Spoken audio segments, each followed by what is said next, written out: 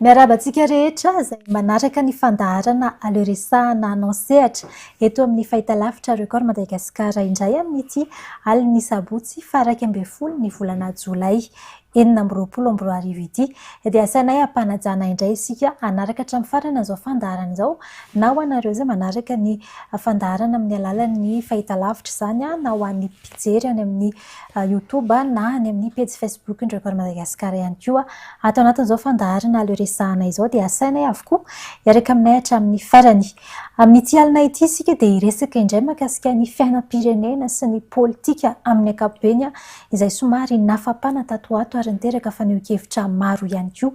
Ny tanora no nasaina haneho hevitra amin'ity alina ity araka ny efa ahafantarantsika azy dia misokatra amin'ny rehetra ny fandaharana aleoresahana anonsehatra. Ka ho an'ny androany dia andriamatoa ny Riko Jono Yasinina, fantatry ny rehetra amin'ny hoe Yasinina ary fantatry ny rehetra tao anatin'ny mouvement Gen Z no nasaina manokana hitondra ny heviny atao anatin'ny fandaharana mandritra an'izay adin'iray izay. Miarabanao tonga soa eto amin'ny plateau ny aleoresahana anonsehatra Yasinina. Mankasitraka Manu ary miarahaba anao manokany ary indrindra ihany koa miarahaba ny teknisianina ao ambadimbadika ao, miarahaba ny vahoaka malagasy iray manontolo ary tsongaina manokany amin'izany ny tanora malagasy joro indrindra ao anatin'ny mouvement Gen Z. Miarahaba tompoko. Ankasitrahany ianao namaly ny fanasan'ny fahitalavitra Record tato anaty fandaharana aleoresahana anonsehatra. Antony nanasana anao ny faneho-kevitra izay nataonao tamin'ny fiandohan'ny herinandro ity ho resahantsika eo ny mahakasika an'izay rehefa avy eo fa mialohan'izay aloha andeha ho fantarina aloha iza marina moa i Yasinina izay no fantarany rehetra anao dia izay no hetsoka anao eto amin'ny plateau tsy ho tsiny angamba. Araka nambarako teo hoe fantatra tao anatin'ny mouvement Gen Z ianao rehefa maneho hevitra matetika ihany koa anefa ianao dia misy milaza ihany koa hoe Yasinina izany anie ka efa niaraka tamin'ny mpitondra teo aloha ihany efa ao anatin'ilay hoe forongony ihany. Iza marina moa izany Yasinina? Mankasitraka Yasinina ny fahaviako angambany avy amin'ny zone Menabe iny. Zone Morondava, Belosurturbina moa zany no anaterahana fa efa ataontsika hoe nianatra teto Antananarivo ary efa miasa eto misehatra amin'ny tontolon'ny fandraharahana amin'ny ankapobeny.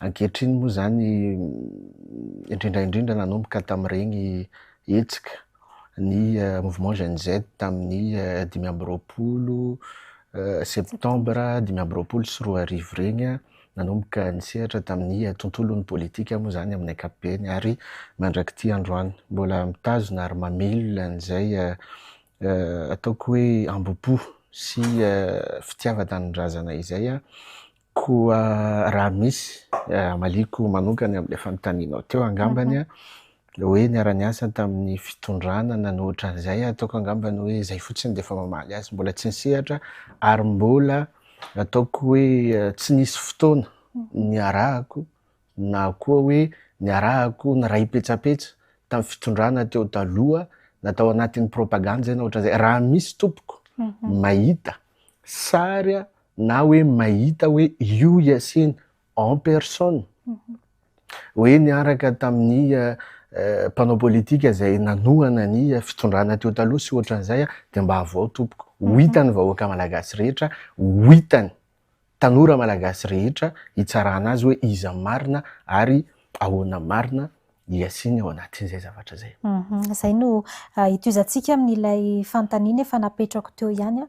Tsara moa no manamarika an'iny satria tao aoriana ilay faneho-kevitra izay nataonao tamin'ny fiandohan'ny herinandro teo dia nisy mihitsy ny fikambanana ihany koa ny joro nilazany amin'izay hoe azo sokajiana ao anatin'izay forongony izay Yasinina kanefa tao amin'ny fanambarana izay nataonao tamin'ny fiandohan'ny herinandro teo dia nanome 10 andro ianareo ny prime ministra ny amin'ny hoe analana andreo forongony filoha teo aloha Andry Rajoelina ao anatin'ny gouvernemanta, any anatin'ny ministera, any anatin'ireny departementam-panjakana rehetra ireny Ny teny misy moa ianareo hoe avy amin'izy ireny no mahatonga ny zava-misy eto amin'ny firenena amin'izao fotoana izao.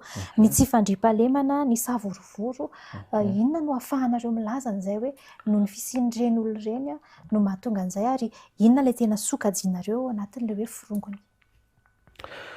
Mankasitraka ny manohana izay fanontaniana izay, aleo aloha tena hitsina mihitsy ilay izy androany, satria be dia be ny fanosora-potaka, be dia be ny fanasogetana, indrindra ataontsika hoe fandotoana sy fanenjehana ny mouvement Gen Z, indrindra hoe hiasiana en personne ao anatin'izay. Tsy maninona satria fomban'olona anie mety hoe tsy mitovy hevitra, tsy olana zany. Manoloana an'izay tena marina naneho hevitra zahay mikasika an'ireny zavatra ireny. Ary ataoko angambany hoe tsy atoro fa hita ny situation iarahantsika miaina, iarahantsika ataoko hoe mitaintaina ao anatin'izao vanim-potoana misy antsika zao. 9 volana, 7 volana, 9 volana ty aoriana antsika androany. Hitantsika fa misy inona ty ataoko hoe karazana tsy filaminana amin'ny ankapobeny, indrindra amin'ny sehatra politika ao anatin'izay, na dia hoe amin'ny lafiny ekônomia sy ny lafiny ara-piarahamonina sy ohatran'izay, izay efa iarahantsika mahita fa tsy misy mandeha amin'izay laoniny dia mitarika an'izany zavatra zany ny politika, ny tontolo politika zany ao anatin'izay. Dia ny tena ianao teo hoe ino ahafahanareo mouvement Gen Z inona ty ataoko hoe naneho an'iny fanehoan-kevitra mikasika ny firongony sy ohatran'izay. Tsika angamba mety hoe mora manadino angamba ny malagasy, fa mbola vao ataontsika hoe 7 taona, 8 taona lasa zay ny ataoko hoe fitondrana Hery Rajaonarimampianina teo taloha, zay iza no nametraka azy? Fitondrana TGV, antoko TGV, fitondrana Rajoelina en personne sy ny mpiara-dia aminy no nametraka an'izany ataoko hoe mpitondra zany. Ary tadidio moa eto moa ampatsiahivitsika zay zavatra zay amin'ny vahoaka malagasy rehetrarehetra, fa raha misy mpanao politika fetsy indrindra, ary raha misy mpanao politika mailaka indrindra teto Madagasikara dia Andry Rajoelina voalohany. Hitantsika fa ben'ny tanàna izy teo amin'ny tanàna ny Antananarivo renivohitra no nanozongozona ny afara amin'ny fanesorana ny président de la république tamin'izany fotoana zany. Zany hoe teo amin'ny nifehan'io tanàna Antananarivo izy dia efa nahavita dingana goavana, sehatra anankiray, sehatra politika anankiray tsy azo tsinotsiniavina zany. Tafapetraka teo izy, dia zany miteny aminao fa nororitiny zareo ny fitondrana tetezamita tamin'izany fotoana zany 5 taona. Rajoelina en personne no teo nametraka ny olony sy ny sisa tany amin'ny departemanta rehetrarehetra tany. Tonga ny fifidianana 13 tamin'ny 2013 dia mbola ataoko hoe anisan'ny source na tafapetraka ny Hery Rajaonarimampianina teo amin'ny toerana dia Andry Rajoelina sy ny ekipany zany. Niainga-tany ilay histoire dia vao mainka nanana mainizy tao anatiny fitantanana nanomboka tamin'ny tetezamita Andry Rajoelina sy ny firongony dia niroso tafiditra tao anatiny fitondrana Hery Rajaonarimampianina. Inona na faible ny fitondrana Hery Rajaonarimampianina? Dia satria fisiany ataontsika hoe ireo firongony Rajoelina ireo nanana mainizy tao anatiny fitondrana io.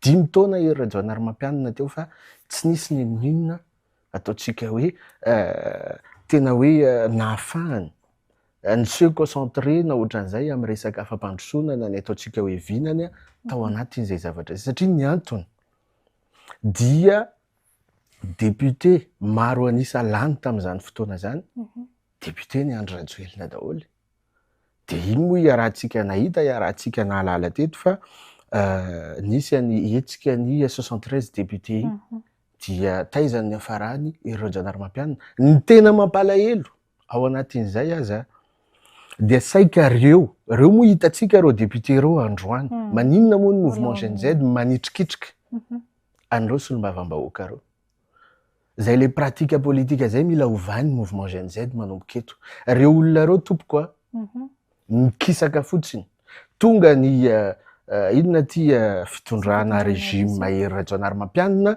dia nikisaka ry zareo mangamanga ny sary teo ry zareo de nanoana tao rehefa nanomboka fantatra andreo fa efa tsy amin'ny heriny tsony ny fitondrana hery Rajaonarimampianina de nikisaka kory zareo nanongana azy nitambatra ny team député team sy ny député TGV moa tamin'izany fotoana zany maninona nanaisotra ny mpanao politika rehetra zay efa nahafantatra ny raharam-pirenena efa niteny any président hery Rajaonarimampianina tamin'izay fotoana zay hoe raha vao io assemblée nationale fa tsy nandrava izy rehefa tsy nandrava izy de ny assemblée no naninona nanongana azy ankolaka iarahantsika nahita teto zany vao maiky nanana maimizy goavana tao anatiny fitondrana foana Andry Rajoelina sy ny firongona ary raha misy mpanao politika manana agent de renseignement matanjaka indrindra agent secret matanjaka indrindra de sahako miteny aminao fa Rajoelina zany grave zany Rajoelina zany tena inona ty ataoko hoe tamsehatra rehetrarehetra de saika nananany an'izay ataontsika hoe inona ty olony nametrahany olony any amin'ny départementa rehetrarehetra sy ny sisa de io iarahantsika mahalala izy androany iarahantsika mahita izy androany nandeha anao any Majunga hitatsika ny ben'ny tanàna am'izao mbola izy daholo ny rehetrarehetra any andeha anao any Toliara andeha anao any Tamatavy andeha anao any Diego andeha anao any Fianaratsoa indrindra ny eto Antananarivo dia maninona ananany Andry Rajoelina agent de renseignement sy agent secret daholo reo rehetrarehetra reo de zay mahatonga za miteny aminao hoe kinga ary mailaka indrindra tamin'ny mpanao politika zay tonga teo Andry Rajoelina ka tsy azonao atao fahotana mahafaty amin'ny fitantanan-draharam-pirenena mba tsy ahafahanao mamerina erreur zay nataony hery Rajaonarimampianina teo taloha ny maninona ataontsika hoe manome 1 mètre any Andry Rajoelina zany sy reo firongony reo satria reo ihany no ikisaka ianao ve mieritreritra hoe atoky iza moa no nampandany an'ireo solombavambahoaka maro reo ny akabetsahan'ny antoka ny caution an'ireo sy ny antoka ny propagande indreo angeka ny TGV ny Mapara sy ny Irmar sy ny ohatran'izay dia colonel Mikael androany ve enim-bolana 7 volana 8 volana ty aoriana vao fantatra andry zareo de sahako ve iteny manipoditra akondro any colonel Mikael sy ny mpiara-mitantana aminazy sy ny fitondrana mijoro ankehitriny raha ohatra iteny hoe hosahan'ireo olona reo firongony reo anakalo any Andry Rajoelina amin'ny colonel Mikael zay vao tonga androany fa nipazana hoditra akondro zany hoe afa miaraka amitsika na ohatran'izay non de io iarahantsika mahita iarahantsika mahalala ka raha ohatra ka olona ataontsika hoe tsy te hamerina an'izay erreur teo talohany arahantsika nahita ny arahantsika nahalala teto amin'ny firenena zay teo amin'ny fitondrana teo taloha teo mialohan'ny didirany régime Andry Rajoelina dia iarahantsika nahita hoe taizan'ny afarany HVM mba tsy tenainantsika aza hoe saika fa maty tanteraka mihitsy n'ilay antoko ary regny olona tao anaty antokony HVM regny nikisaka fotsiny rehefa avy eo nanoana ny iromary sy mapary tsy azo ekena zany tompoko hovaina zany ary itrikitrifina hatramin'ny farany zany raha mbola misy ny mouvement GNZ ary raha mbola mijoro ny mouvement GNZ na olona ray na olona roa na olona telo de tsy maintsy mijoro zahay ary tsy maintsy manitrikitrika n'izany fomba fanaovana politika mamoetra tsy azo hoeritreretina olovainy tanora malagasy sy taranaka malagasy manitrikitrika ianareo nambaranao teo ny mouvement GNZ ny amin'ny hoe anesorana andreo forongony Andry Rajoelina ao anatin'ny fitondrana sy ny fitantanana ny firenena amin'izao fotoana izao. Izany hoe ianareo ve zany aloha mpanohatra samy mipetraka ho manohana an'izao fitondrana ny fanavaozana izao raha ny mouvement GNZ manokana, ianao manokana ihany koa no resahana. Mouvement GNZ araky ny ataoko hoe nahalalantsika azy anisany hoe idéologie sy principe nijoroany mouvement GNZ tany amin'ny mpiandohana tany amin'ny septembre 2025 regny dia saika ataontsika hoe tsy mila mpanao politika indrindra dinosaure politika. De amaliako ny fanontanianao zay androany hoe ahoana ny vis-à-vis anareo mouvement GNZ amin'izao fitondrana zao. Ny antony tompoko hoe maninona ny mouvement GNZ androany mbola manolo hevitra sy ataontsika hoe mbola afaka raha misy ny fampiantsona zay ataon'io fitondrana io na ohatran'izay de mbola manantona ny mouvement GNZ. Ny antony de tsotra noho ny hoe colonel Mikael sy ny ekipany sy ny ohatran'izay tsy mpanao politika. Zay no antony. Fa raha ohatra ny mpanao politika mpitondra teo ny colonel Mikael io de sahako miteny aminao fa mety efa tsy teo angamba izy zay. Noho izy tsy mpanao politika mahatonga anay mireconnaître kely, mahatonga anay mametraka ny ataontsika hoe karazana respect na fifanajana entre ny mpitondra sy izahay aty amin'ny mouvement GNZ na ny tanora tao anatin'izay ataontsika hoe régime tsy azo inona ty faritatsika tsara aloha zany fa régime ny mouvement GNZ zao régime mijoro sy régime misy ankehitriny zao. Zany hoe manohana tsy mijoro-panohatra zany ianareo raha ny antony mahatonga ny fanontaniako mantsy tao anatin'ireny fanambarana zay nataonareo reny de maro amin'ireo mpanohana ny fitondrana amin'izao fotoana izao no ataontsika hoe manameloka na miteny amin'ny hoe manome effet manozongozona an'ilay fitondrana misy amin'izao fotoana izao ireny fanambarana zay nataon'ny mouvement GNZ ireny. Izay indrindra no antony ametrahantsika ilay fanontaniana mahitsy hoe mpanohatra moa ve zany sa manohana ny fitondran'ny fanavaozana amin'izao fotoana izao ny mouvement GNZ sy Yasina. Ny mpitolona rehetra tao anatin'ny mouvement GNZ dia nanana diatanana nametraka an'io ataontsika hoe io fitondrana io. Tamin'ny alalan'ireny ataontsika hoe hetsika farany teo regny no nahatonga ny fitondrana io tafapetraka. Koa na misy aza ny ataontsika hoe fanohanana tsy manohana botolo na tsy ataontsika hoe tsy miaro botolo ny mouvement GNZ. Rehefa misy ny ataontsika hoe zavatra tsy mety na ny ohatran'izay de iza no accusen'olona ny mouvement GNZ tompoko hoe io ary le fitondrana zay ny matematesanareo napetraka anareo hoe io ary lay ataontsika hoe olona zay maninona nampilingilingy anareo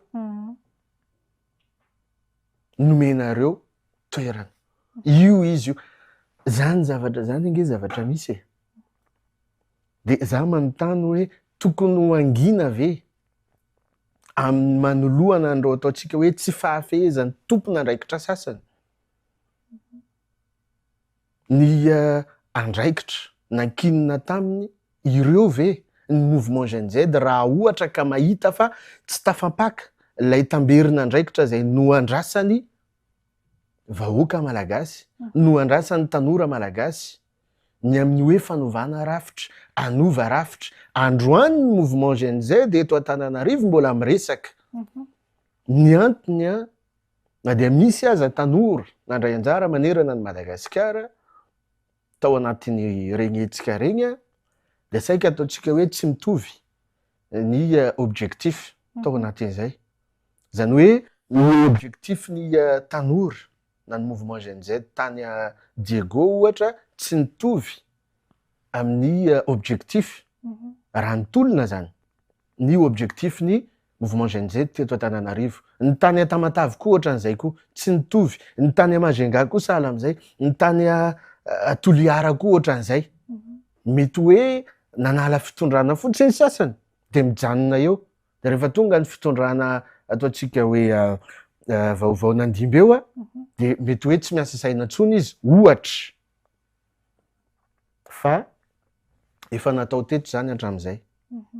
Efa zany foana no nisy teto tamin'ny ataontsika hoe hetsi-bahoaka na fanonganam-panjakana rehetra izay nisy teto. Fa mila tadiditsika aloha fa le hetsika farany teo, hetsi-bahoaka farany teo, hetsiky ny tanora farany teo dia tsy nisy mpanao politika ataontsika hoe nitarika idée avy any amin'ny mpanao politika. Iarahantsika nahita teto ry Clémence ry Babasy ohatran'izay fa ny mouvement Gen Z tompoko no nisotro ny aleoko maty. Teny an-kianja, tsy andro, tsy hariva, misitrika ato, misitrika aria, miatrika an'ireny zavatra ireny. Dia raha miteny ve izy androany?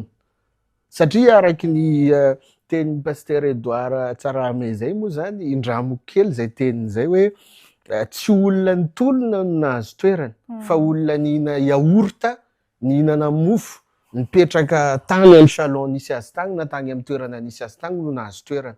Dia tsy fantany amin'izay ilay hirifiriny tanora hoe maninona moa reto tanora reto mbola miteny androany, mbola manitsy ary mbola say amin'izay zavatra izay. Ny antony dia nandalo fisedrana mafy ary indrindra izay no manam-pirofo fa tsy nisy ambadika politika ary tsy nisy ambadika politika ny fijoroan'ny mouvement Gen Z rehetrarehetra hitantsika reny. Tsy misy raha misy tompoko mpanao politika.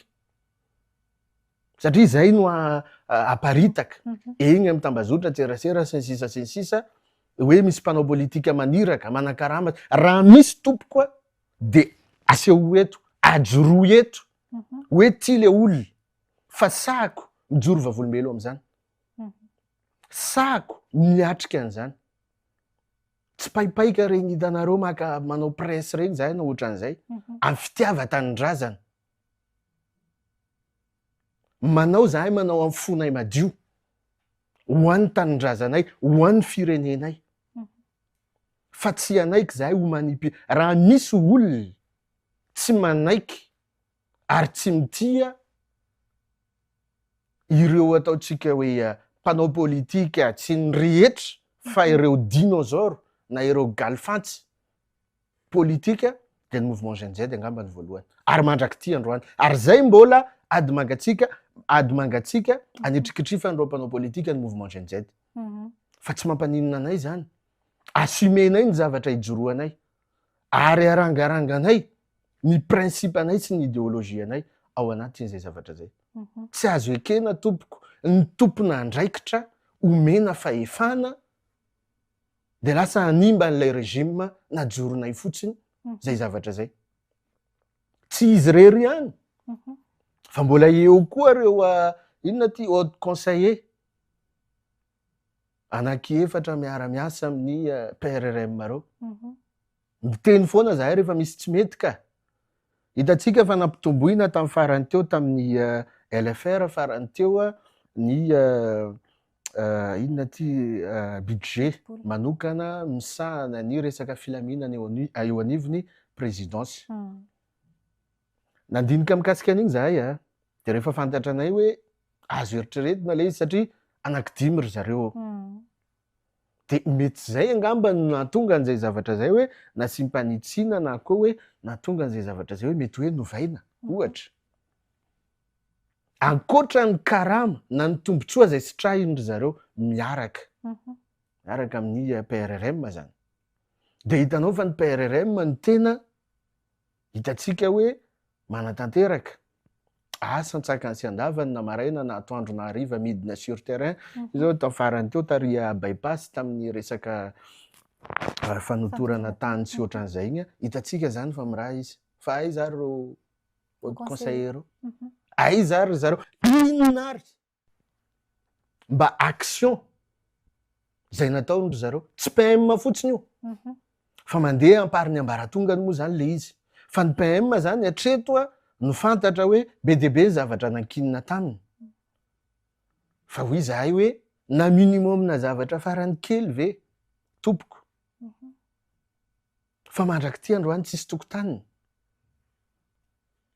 zo fototra mahaolona resaka filaminana zany dia androany zany ny malagasy enatra ho an'ny fanjakana enatra ho an'ny fitondram-panjakana zany mahenony amin'ny hoe samy miaro ny zanany aoka atsika samby ikovra na samby iaro ny zanany enatra zany e lasa sahala amin'ny hoe tany tsisy fanjakana zany eto raha ohatra zay izy satria lasa tsy matoky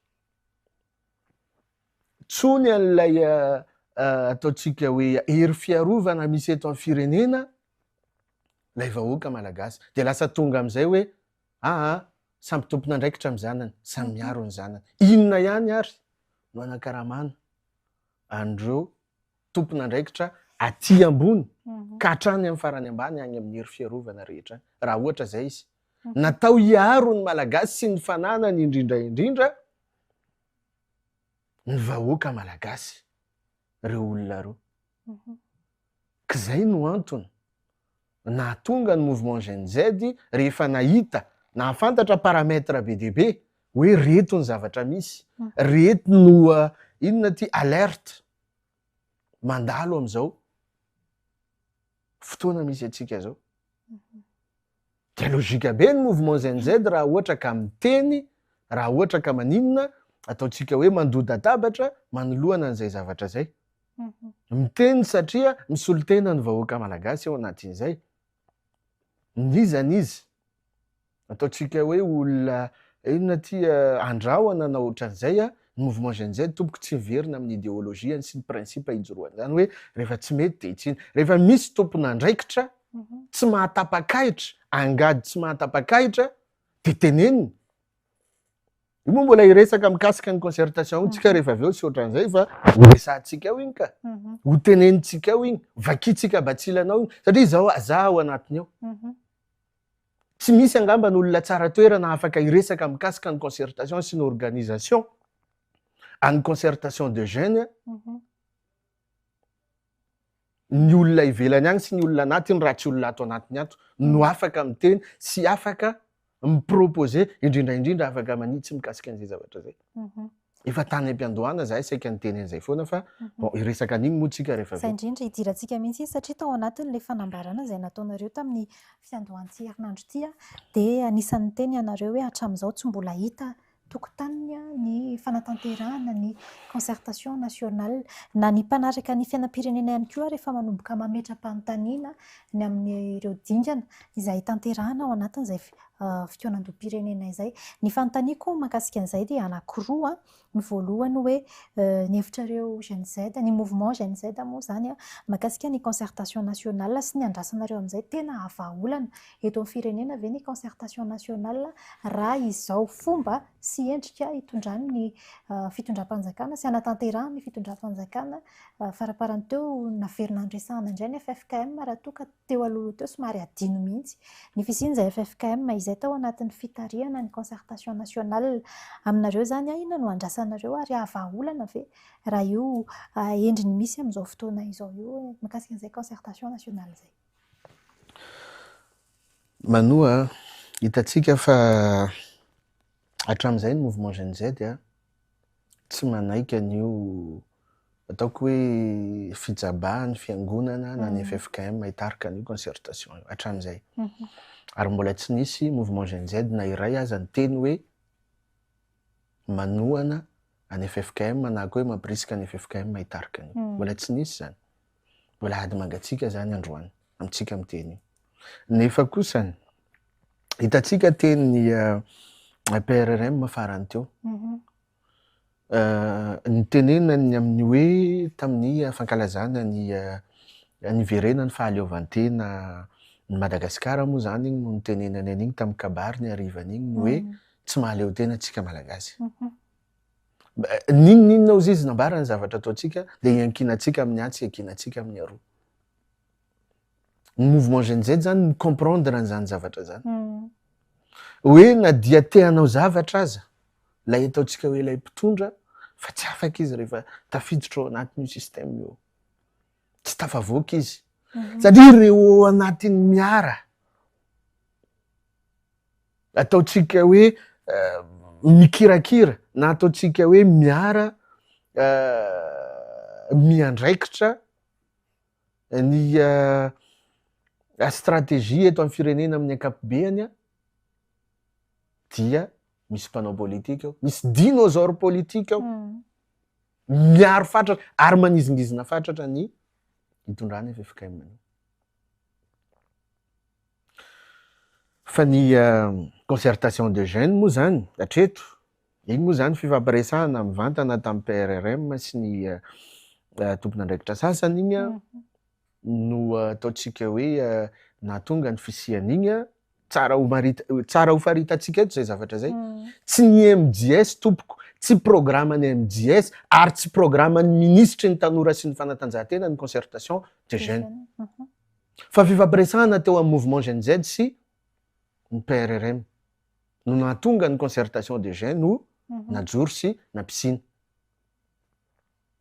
De izy igny de hitantsika moa zany fa tsy nisy FFKM aloha zany amin'ny ankapobeny ny ataontsika hoe ny seho organisé na ny ataontsika hoe ny kirakirany igny sy nanatanteraka an'igny zany amin'ny ankapobeny. De zay no mahatonga anay zany hoe bon, ty zany tsy nisy, tsy manana inona ty tsy ny FFKM zany no niorganize an'ity de bon, ok ary. Fa io moa zany hitantsika le concertation nationale hitambarany daholo be zay, FFKM nanankina anazy no ny antony tenin'ny PRRM ihany namaly azy hoe tsy mahaleo tena Madagasikara. De micomprendre zahay ao anatin'izay zavatra zay, inona ty mieritreritra zahay ao anatin'izay zavatra zay hoe manana andraikitra zahay ao anatin'izay. Na izany na tsy zany tsy maintsy hanao adisisika ao anatiny ao ary tsy maintsy anatanteraka ataontsika hoe inona ty fanaraha-maso amin'ny ankapobeny sy ny amin'ny antsipiriany zay zavatra rehetra ho atao sy zavatra rehetra zay ataontsika hoe ho tanterahana ao anatin'io concertation. Tsy ho avelanay ho raraka an-tany zany, regny rano namanay latsaka regny, tsy ho avelanay ho raraka an-tany zany. Ny ainana foy zay ataontsika hoe lavo nandritra an'iregny tolona regny. Karaha miteny ve zahay androany manitsy mpitondra, manitsy tompon'andraikitra na ohatran'izay de considérena hoe fahavalo-pirenena na mpanohitra iasiny? Non. Anisan'ny toetra tsy hainy asiny indrindra ny hoe misy lelaka amin'ny zavatra efa hita fa tsy nety. Ary raha nety zany de tsy nisy rajoelina naongana teto. Raha nety zany de tsy nisy fitondrana HVM naongana teto. Raha nety zany de tsy nisy fitondrana Ravalomanina naongana teto. Raha nety zany de tsy nisy fitondrana Didier Ratsiraka ho naongana teto. De fa maninona le mpitondra androany tsy pazana hoditra akondro? Maninona lay mpitantana androany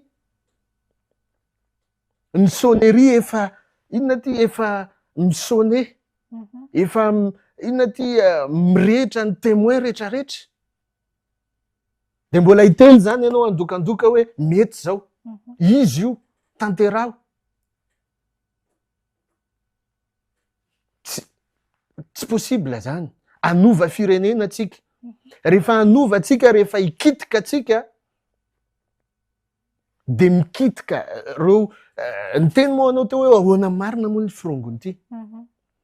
Nisy tatitra ny Cour des comptes napetraka tamin'ny volana février angamba ny raha tsy diso zay Za volana marsa zay raha tsy diso faraparan'ny volana marsa angamba zay sa faraparan'ny volana février zay nitatitra navoaka ny Cour des comptes farany teo 4000 milliards nanjavony volan'ny malagasy. Trosa babeny malagasy, oalohan'ny malagasy, zanaka malagasy. 4000 milliards plus volamena 3 tonnes. Minimum zany ataontsika hoe imitatitra navoaka ny Cour des comptes. Ankoatran'ireo fananam-panjakana fiara moto tsy haiko aty ary tsy hita manjavona. Dia za miteny aminao hoe Tandroany manoa fa zany tompoko ny olona rehetrarehetra nandray anjara tamin'ireo fahaverezan'ireo zavatra ireo firongony daholo ireo. Na teknisiana izy ary tsy misy olona tsy azo soloina zany eto amin'ity firenena ty eto. Niza ny filoham-pirenena voafidim-bahoaka aza azo soloina ka ianao teknisiana ry amin'ny departementana ministera ry ataontsika hoe misy trasy na piray petsapetsa tamin'ny fitondrana na ohatran'izay teo talonina tamin'ny mpanao politika ve tsy ho azo soloina. Tompona ndraikitra ireo olona ireo namery an'ireo 4000 milliards ny malagasy volamena 3 tonnes sy ny sisa ireo. Tsy maintsy nandalo teo ambany mason'ny teknisiana zany rehetrarehetra zany ary fantatra ny zareo zany. Fiara-panjakana sy ny sisa. Iza no sarotiny amin'izany? Ny olona any ambanivohitra ve sy ny ohatran'izay? Ny vahoaka malagasy tompoko no mibaby an'izany. Isika ny tokony ho sarotiny amin'izany. Zay le conscience mila foazina. Amin'izao aty amin'ny taona 2024 tsika androany foazina ny conscience ny vahoaka malagasy tsy anaika amin'ny zavatra ohatran'izany. Takina ny famoahana ny tatitra zay navoaka ny Cour des comptes manoloana an'ireny dingana rehetrarehetra reny sy ny ataontsika hoe inona ty ataontsika hoe famoahana sy fanenjehana an'ireny olona ray petsapetsa tamin'ireny firongony daholo tompoko zay nandray anjara tamin'ny ary tsy azo ekena hitantana mbola inona ty ataontsika hoe anana maimizy any amin'ny departementa ireo olona ireo tsy azo ekena zany. Efa hita zao ve efa hita-poko hita-pirenena zao ohatra nanodikodim-bola mpanjakana nanodikodim-bolam-bahoaka dia ho ekena ve zany satria teknisiana izy na ohatran'izay non tsy mety zany na teknisiana nizana izy rehefa nyray petsapetsa tamin'io vola 4000 milliards very io volamena 3 tonnes gnany malagasy zay manjavona tsy hita io volamena ny vadika vita any anaty departementana ministera sy ny sisa tsy mpanao politika ihany no tompona andraikitra amin'izany fa misy teknisiana any anatin'ny departementa rehetrarehetra any koa manina tompona antoka amin'izany. Dia miantona ao ambadiky ny hoe teknisiana izy fa tsy mpanao politika. Nefa ny mpanao politika nampiasa azy teo. Tsy azo ekena zany ka. Niza tsisy olona tsy azo soloina zany eto a Madagasikara. Na ny filoham-pirenena na ny rehetrarehetra dia maninona tsy misy hoe afaka mialokaloka hoe tsy azo soloina na ohatran'izay. Non. Ka zay le zavatra resahantsika eto androany na ohatran'izay tsy mety, tsy azo ekena zany, tsy azo hoeritreretina zany. Zay nandray anjara tamin'ireo na mivantana na ankolaka dia firongony daholo zay satria tsy ho possible. Olona pilahatra bus kely ary amin'ny pilahatra ligne 11 ary no nandeha nisigné na ataontsika hoe namoaka an'ireo zavatra ireo tsy possible zany. Fa tsy maintsy responsable atao tany anatina ministera sy ny departementa rehetrarehetra tany no nanao an'izany. Ka zay izy io anova firenena tsika mila kitiana avahana ny tsiparifary esorina ireo olona ireo fa tsy hoe ny lidy tary ambony tary fotsiny no kitiana dia nefa ny ratsa mangaika an'izay tena areo olona ireo ihany no agent de renseignement sy agent secret any mpitondra teo taloha mitatitra an'izany rehetrarehetra zany sy mamoaka an'izany rehetrarehetra zany. Hitantsika fa hatramin'ny inona ty tranon'ny PRRM sy ohatran'izay aza dia efa azon'ny olona caméra, azon'ny olona vidéo, azon'ny olona sary. Inona ny antony? Matanjaka be zany ireo olona ireo amin'ny lafiny zay fananana agent de renseignement sy agent secret indrindra amin'ny lafin'ny communication. Tsy misy mpitondra na ny mpanao politika teto a Madagasikara mahaleo an'ny Rajoelina amin'ny lafin'ny communication zany. Hainy io, ny voafehiny io, ary zany indrindra anisany nampaharitra azy teo amin'ny fitondrana. Fahafehizany an'izay zavatra zay. Ka androany ianao ararotin'ny mpitondra, ararotin'ny mpanao politika, ararotin'ny Rajoelina, zay mpitondra rehetra ny fandimby teo, satria tsy mahafehy an'io resaka communication io. Fitondrana ery Rajaonarimampianina tsy nahafehy resaka resaka communication. De reo olona reo ihany no ny sotominy ny fitondrana ankehitriny mikisaka ao miara-miasa amin'io. De zany manontany ianao hoe tsy c'est la même pratique tamin'ny fitondrana ery Rajaonarimampianina ihany ve no ataon'ireo olona reo anatin'izao fitondrana mijoro zao? De neto ve lay ataontsika hoe inona ty conseil nomeny ry zareo ny mpitondra teo taloha président ery Rajaonarimampianina? Tsy nety le izy matoa échec la mission. De androany tsika afaka miteny hoe aza tsy pazana hoditra akondro aza maninona tia fitahana ny filohan'ny fanavaozana. Fa io zavatra ohatran'io ihany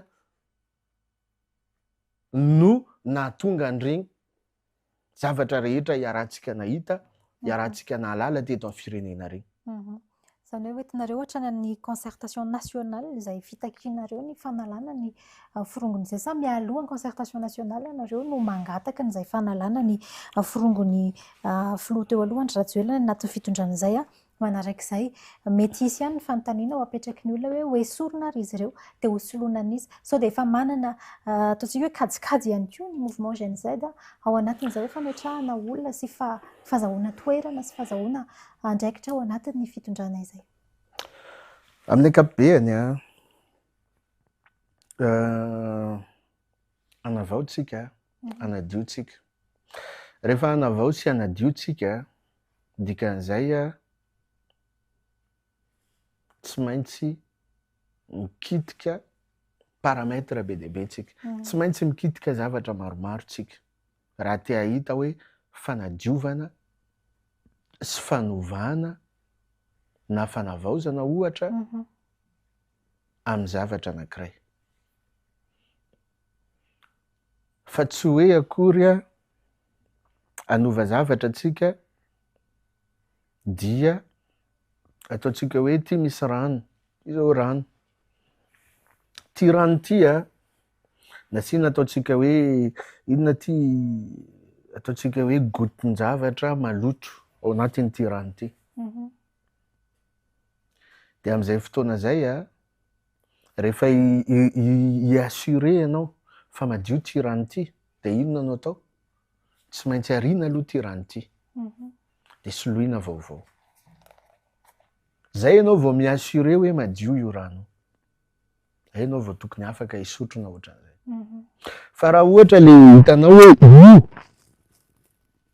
misy ataontsika hoe inona ty bibikely na olitra na ohatran'izay amin'io rano io na ny sahala amin'izay hitanao zao, de hoe tampohanao fotsiny ohatra iny. Zany hoe tampohanao rano kely fotsiny iny fa tsy maninona io ohatra. De ahoana ahafahanao i-assurer an'izany hoe fa madio io rano? Tsy possible zany. Fa rehefa te hanadio ianao, te hametraka ianao, te i-assurer ianao de ty rano ty no maninona? Atopanao mihitsy aloha zany, arianao mihitsy aloha zany, de soloinao rano vaovao. Zay ianao vao afaka mi-assurer hoe ok ty. Zany hoe zany tsy mila olona manana bac plus 24 vao atakatra an'izany. Ka ahoana ny PRRM sy ny PM sy ny rehetrarehetra ao no fitahanareo manoloana an'izay zavatra zay. Ka inona ty mikasika an'izay manoa hoe manaiky ve nareo hitazona mandrakariva an'izay zavatra zay mialoha ve? Sa ohatrany nanesorana ny PM teo aloha ange dia ataontsika hoe resaka inona ty tsy fanalany na ny tsy fanesorany andreo firongony rehetrarehetra atao reo e. Zay anisan'ny nitakian'ny tanora ny fanesorana an'ilay PM teo aloha e. Tokony fantatra an'ilay PM ankehitriny zany zay zavatra zay. Tokony maninona ty ataontsika hoe voafehiny zay zavatra zay hoe zao no nampitabataba olona tam'ilay PM teo taloha. De ahoana ahafahako tsy mamerina an'izay erreur zay? De inona ny tokony ataoko? Mitondra vahaolana, mitondra ataontsika hoe proposition manoloana an'ity olana anankiray nampitaraina olona ty. De normalement tokony misy eo 3 volana izy zay teo. Zany hoe efa 90 andro zany zay izy teo. De au moins rehefa mba inona ty mba tsisy tokotaniny ihany ny concertation nationale zay arahantsika mahita androany, mba au moins kosa mba hitan'olona ianao hoe miady amin'ny firongony, au moins kosa mba hitan'ny tanora ianao hoe manala firongony, manaisotra firongony, raha te hitady tranquillité ao anatin'ny fitantanana zay sahaninao. Fa reo olona reo nanana mahizy foana depuis tamin'ny teteza mity, niditra régime HVM, nanana mahimizy reo olona reo, no amafisiny ry zareo zany tamin'ny 2018 ary mbola no amafisiny ry zareo tamin'ny 2023 mandraky ty androany. De za miteny aminao hoe mission impossible zany e. Mission impossible zany. Mila mandray lesona atsika, mila mahita tantara atsika, ary indrindra mila maninona? Tsy mamerina erreur, ny mpitondra mailaka indrindra, ny mpitondra fetsy indrindra, ary indrindra ny mpitondra mahay indrindra, ny vrai leader tompoko dia mandray lesona, ary indrindra tsy mamerina ny erreur ny teo taloha. 4% ny azon'ny erreur John-Marie-Mampianina. 10 taona nefa izy teo de maika fa ataontsika hoe PRRM zany. Ohatra, raha ohatra, tsika moa tsy mahafantatra hoe ilatsaka izy na ohatran'izay. Sarotra be zany. Raha ohatra ataontsika hoe ilatsaka nefa 2 ans fotsiny no ataontsika hoe hitantanany an'le izy, ohatra.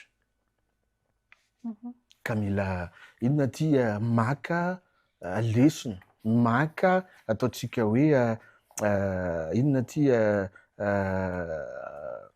hevitra ao anatin'izany zavatra rehetrarehetra zany ny mpitondra anankiray indrindra ny mpanao politika anankiray, fa ny ivelan'izay tompoko dia famisaviana, hoditra-gondro ary faminganana ankitsirany, dia ianao ihany no maninona tratra farany rehefa avy eo. Mahakasika ilay hosoloana an'izy zatra toka ny tena manapa-kevitra mandray sa mandray izay fanapahan-kevitra izay ny mpitondra. Be dia be ny malagasy nianatra varam-pianarana. Ny mampalahelo fotsiny moa zany tsisy mise à jour na ny lalàna, ny rafitra rehetra misy eto amintsika na olombelona aza any anatin'ny départementa rehetrarehetra, tsisy mise à jour io, tsisy mihitsy io. Fa eo izy de eo mibody toerana eo izy de tratra antitra eo izy. Matoa misy zay olona mandimby azy zay de retraite zay le olona na maty zay le olona. Zany hoe no ataontsika hoe système misy eto amintsika eto e. De io hoe ny mpanao politika misy corrompu sy ny ohatran'izay fa ny ato ambany ato tena grave be ato. Reo technicianina zay inona ty arangarangatsika androany sy ny ohatran'izay reo no tena grave reo. Fa be dia be nge ny mpanao politika tsy mahalala ny mécanisme sy ny sisa ao anatin'io zavatra io ao e. Be dia be nge ny mpanao politika tsy mahafantatra resaka administration e. Be dia be zany. Ry zareo no mahalala an'izany, de ry zareo no manao afindrafindra ao amin'io. Ka hoy ianao hoe hosoloina an'izy ary be dia be ny malagasy nianatra varam-pianarana lasa manary ny tenany any amin'ny firenen-kafa any. Lasa ny expérience, ny fahalalany, ny fianarany sy ny ohatran'izay lasa maninona? Ataontsika hoe hoentiny ho sitrahiny firenen-kafa. Zany ny zavatra misy. Azo atao zany, mampiantso an'ireo olona reo, malagasy aman'arivony. Mba tsy tenenantsika hoe aman'alina no any. ivelany agny ampitan-dranomasina agny ohatra. Misy am'ireo tia tanindrazana manana initiative. Be dia be ny malagasy eto nianatra ary manana mari-pahalalana sy mari-pahaizana afaka mifanandrify amin'izany. Na ao anatin'ny mouvement Gen Z sy ny sisa ara, be dia be ny teknisianinao. Be dia be ny inona ty ny ataontsika hoe nianatra sy avaram-pianaranao. Na amin'ny lafin'ny fahasalamana misy docteur be dia be ao. Misy inona ty ataontsika hoe ingénieur ao, misy rehetrarehetra ao. Fa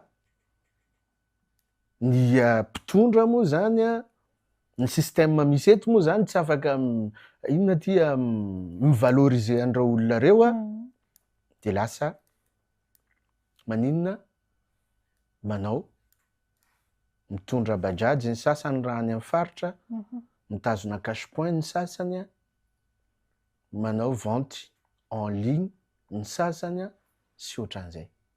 De zay ve mbola olovaintsika eto anavaotsika zao. Efa anavaotsika de mikitika paramètre be dia be. Tsy rafitra ihany fa hatramin'ny olombelona. Fa tsy hoe anavao an'ity ianao ty misy telefônina anankiroa ohatra. De ianao anavao an'ity telefônina ty. De reto telefônina reto samy tota. Zany hoe efa samy nahazo taona zany. De ny inona ty ny ataontsika hoe oui, ny ataontsika hoe inona ty ny carrosserie fotsiny ohatra no ovainao. Na koa hoe inona ty ny fitaovana na ny matériel atao anatin'ity afindranao amin'ity ato. De afaka miteny ve ianao hoe vaovao ty raha ity? Tsy possible. Ohatrohatran'izay zavatra miraha. Dikan'izay efa te hanovan'ity ianao tsy maintsy maka zavatra vaovao, tsy maintsy mikisaka zavatra vaovao mihitsiny. Vao asolonao an'ity zay ianao vao afaka miteny hoe telefônina vaovao ty. Fa tsy hoe telefônina efa tota ty de ny piesy avy ato fotsiny no afindranao amin'ity anankiray ty de tsy afaka miteny ianao hoe vaovao io. Niova piesy fotsiny izy fa tsy hoe piesy vaovao akory no irahany. Efa mamarana ny fotoana tsika satria eo amin'ny 7 minitra, 7 minitra eo sisa no hoanana antsika dia ametrahako an'ity fanontaniana farany ity mahakasika indrindra ny hoe amin'izao fotoana izao efa nambarantsika teny am-piandohana hoe miseho amin'ny endrika maro ny ahafahan'ny olom-pirenena sy ny mpanaraka ny fiainam-pirenena miteny hoe tsy mahafehy ny fitondrana amin'izao fotoana izao ireo mpitondra izay napetraka hitondra ny firenena. Raha ny antom-pisian'izy ireo aloha tany am-piandohana dia ny hoe hikarakara ny fifidianana izay ho tanterahana tokony amin'ny taona 2024. Ny fahitan'ny Yassine sy ny mouvement Gen Z azy ve mizotra makany amin'izay fanatanterahana fifidianana izay, ny fitantanan'ny mpitondra ny firenena amin'izao fotoana izao ina ihany koa ny torohevitra avy any aminareo atambatritsika ao anatin'izay satria efa fohifohy ny fotoana ny amin'ny ho an'ireo mpitondra ireo ny amin'ny hoe ahafahan'ny olom-pirenena mba mamerina an'ilay fanantenana nentina tany amin'ny hetsika natao tamin'ny septambra sy nijoroan'ny fitondrana tamin'ny oktobra ireny kanefa amin'izao fotoana izao miadiso fanantenana ny olom-pirenena ny zava-misy eto amin'ny firenena. Miavery ny confiance manoa. Ny confiance ny zava-dehibe mampaharitra ny fitondrana anankiray. Tsika androany valovolana ty aoriana dia fantatratsika fa na ny vahoaka malagasy indrindra ny tanora dia saika maro ny ataontsika hoe kivy diso fanantenana. Mila mijery tableau de bord tompoko ny mpitondra. Eto mitodika amin'ny PRRM raha mahita an'ity izy jerevo ny tableau de bord dia ampivondrony mbola tsy tara ianao zao. Tena mbola manana fotoana tsara ianao zao. Ampivondrony ny tanora, mobiliseo indray ny tanora dia ifampizarao hevitra ary indrindra omeo confiance ny tanora. Fa tsy hoe ny mpanao politika na ireo dinosaure politika ireo ihany na ireo foana no ataontsika hoe jerenao anatin'izay zavatra zay.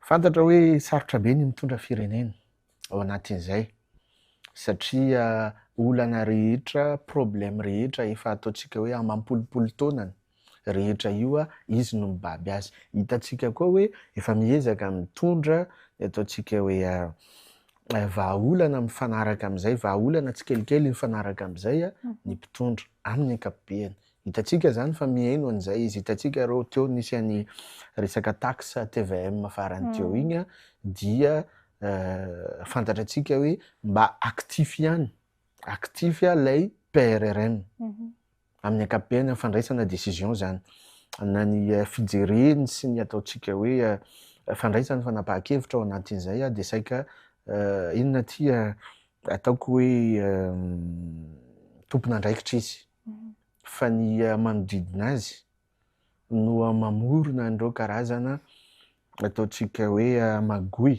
na mamorona an'ireo karazana inona ty lasa manimba endrika an'ilay fitondrana izay misy ankehitriny. Koa ahoana no ahafahany mifehy an'ireo, ahoana no ahafahany mirahan'ireo ankoatran'ilay ataontsika hoe olona miara-miasa aminazy efa manipoditra gondro aminy dia ankoatran'izay ivelan'izay koa ny fitondrana teo talohana ny rejima teo aloha izay mbola manana mahay mizy ao anatin'ilay fitondrana, zany rehetrarehetra zany hatrehiny io PRRM io daholo. Ka hoy aho hoe andao tsika mbola tsy tara hoy aho araky ny teniko teo satria iarahantsika mahita nisy an'ilay fampanatsoana nataony Andro Rajoelina mialohan'izy nandeha angambany tao anatin'le hoe efa tara. Rehefa tara io tsisy ninona azonao atao tsony. Fa amin'izao amintsika amin'ny teny izao mbola tsy tara. Mbola misy fotoana azonao maninona immobilisena na azonao maninona ivaloriser ijerena indray ny ahoana ahafahako manatanteraka an'ity miaraka amin'reto tanora reto. Ahoana ahafahako miandraikitra an'ity zavatra ity miaraka amin'reto tanora reto. Fa mbola tena mivondrona ve ilay mouvement Jeune Z amin'izao fotoana izao raha ny fahitanao azy Ny mouvement Jeune Z mbola mivondrona.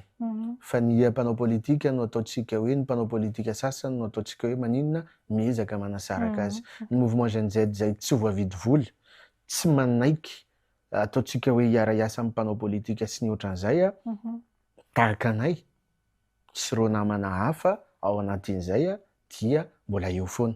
Fa ny hafa izay hitantsika hitanao mamono afo sy ohatran'izay hitantsika regny dia maninona regny saika efa misy mpanao politika daholo ny ambadika an'iregny sy ny inona ty maniraka sy ataontsika hoe miandraikitra an'iregny amin'ny ankapobeny zany. Indraindray ilay izy tsy fanomezan-tsiny. Zay zany tsy dia manome tsiny an'iregny olona regny. Tsy maninona zany tompoko fa ny hivarotra fanahy, hivarotra tolona izay nahafatesana aina malagasy, tanora malagasy nisy tapatongotra, nisy rahalatsaka teto. Indrindra hoe nisy ainana fohy teto. Dia zany ve no ataontsika hoe mahazo zavatra kely etsy ianao ohatra dia akombona anao ny vavanao dia raha misy namanao no ataontsika hoe manitsy na miteny an'iny zavatra iny dia ianao no mitorabato azy. Ataoko hoe toetra mamoetra zany na fomba fanaovana politika efa nilozan'ny toetrandro zany. Ny mouvement Jeune Z tsy anginy ary ny mouvement Jeune Z ijoro foana, androso foana ninona zavatra mandalo sy miseho eto amin'ny firenena na amin'ny concertation zany na amin'ny lafiny inona dia ny mouvement Jeune Z ijoro ary ny mouvement Jeune Z anitsy nizaniza tompon'andraikitra, nizaniza olona ataontsika hoe maninona miezaka mamono afo na miezaka manimba image, manimba endrika ny firenena indrindra ny fomba fanaovana politika eto Madagasikara izay efa tsy nitondra vokatsoa ho an'ny vahoaka malagasy izay. Makasitraka manoa dia makasitraka ny vahoaka malagasy rehetra nanaraka ary ny haino ny fandaharana izay nataontsika, makasitraka ny teknisianina rehetra indrindra makasitraka ny Record Madagasikara TV Saotra Toboko. Isaorana koa isika rehetra niaraka tamin'ny fandaharana tao anatin'izay ora iray katroka izay azo adinoina fa misokatra ho an'ny rehetra ny fandaharana aleo resahana hanao sehatra eto amin'ny Record Madagasikara. Veloma tompoko.